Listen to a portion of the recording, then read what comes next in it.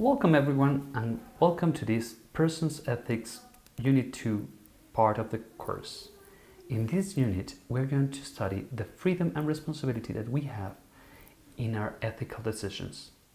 What is freedom? Why are we responsible of them? Well, to begin with, we need to understand what freedom is. Well, freedom, as we understand it, is the act of acting free. What's free?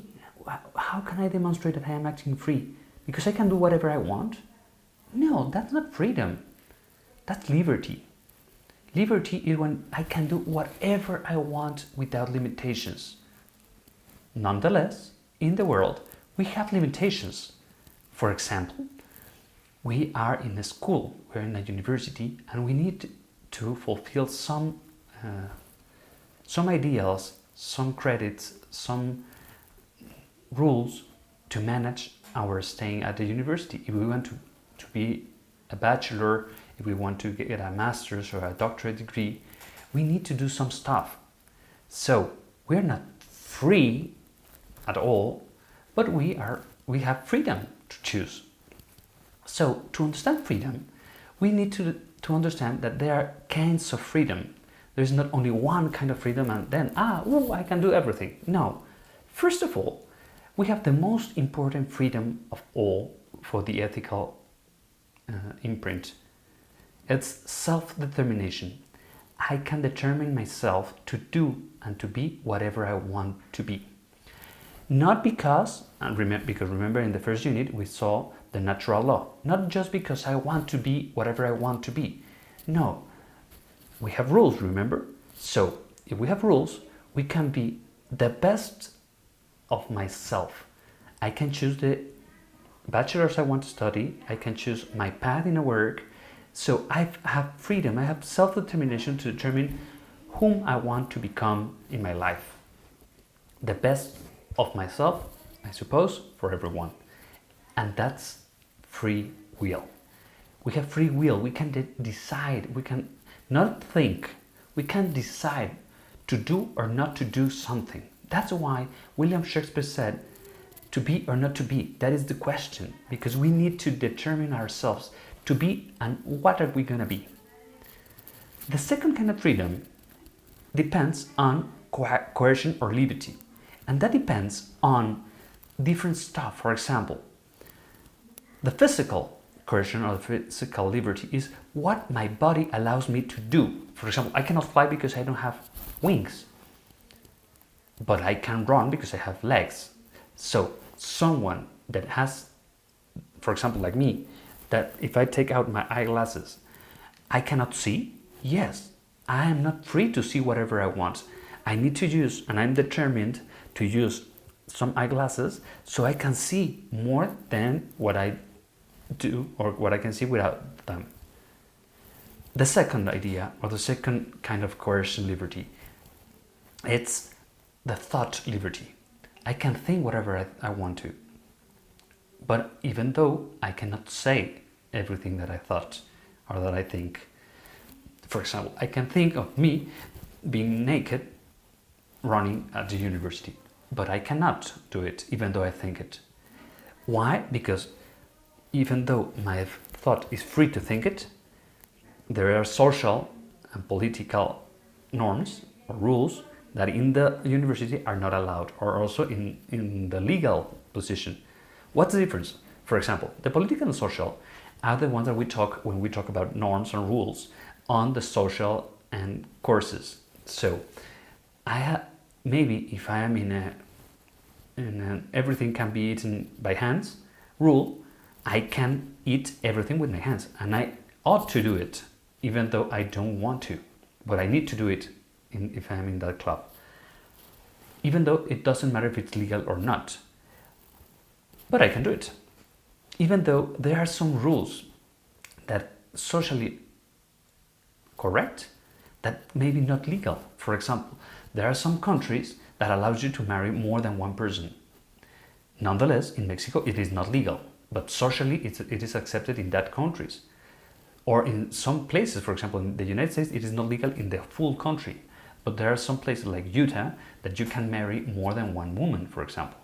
So that is social and political, but not necessarily legal in the country. And legal is what I can do because there's a rule or a norm, a constitution that allows me to do or not to do. For example, I cannot go more than 50 kilometers or maybe 80 kilometers per hour at Periférico, or I cannot kill someone. Even though, for example, we talk about it in the norms and rules, it is allowed to kill someone if he is threatening myself and my family, entering by force and with violence to my house. So that is something that is political, even though it is not legal to kill someone. So we have different freedoms in that way, or liberties in that way. And the last one that also implies the ethic way of thinking is the freedom to be perfection. As I told you when I was talking about self-determination, the perfection is the decision of myself to be at the same way, or taking hands off the morals and values that we have seen, or say, no, I don't want to. So I don't want to be perfect by myself. I don't want to become the best self, or the best, in my case, the best version of Pablo. Maybe I don't want to, so I don't apply myself some ethical and moral values. But if I want to, then I apply them to myself. Even though we talk about freedom, there are some limits and obstacles of freedom. For example, if we don't know, if we have ignorance of something, if we ignore something, we are not so free. For example, we are not free if we don't know something that we can know or we must do. For example, if we have to deliver a homework and we didn't do it, we had invincible, because we need to know that. There's something also invincible, for example, that I cannot know even though I have all the experience. For example, I don't know the existence of the extraterrestrial people. So, and I cannot know until I see someone, or it is demonstrated by the world that there are extraterrestrial people. So I do not know how to behold to someone like that. And lastly, the affected ignorance is that someone told me something that, even though I should know, he or she tell me a lie. So I'm ignorant because I was affected. The second one are all my passions. All my passions limit my freedom. Why? Because if I'm a passionate fan of soccer and I go to stadium and I do whatever I do because of the anger, for example, that my team loses, limits my freedom because I'm not thinking well. Also, the fear, because if I act with fear, I'm not thinking well. Also, with violence, if someone is violenting myself, if someone is cutting me or threatening me with a gun or something like that, they're enforcing me to act some way I don't want to. They're coercitating me to act something that I don't want to. So that implies violence and fear. So I can do something that is not free for myself, even though I am the responsible of that act. And finally, the psychological disorders. There are only two psychological disorders that annihilates the freedom.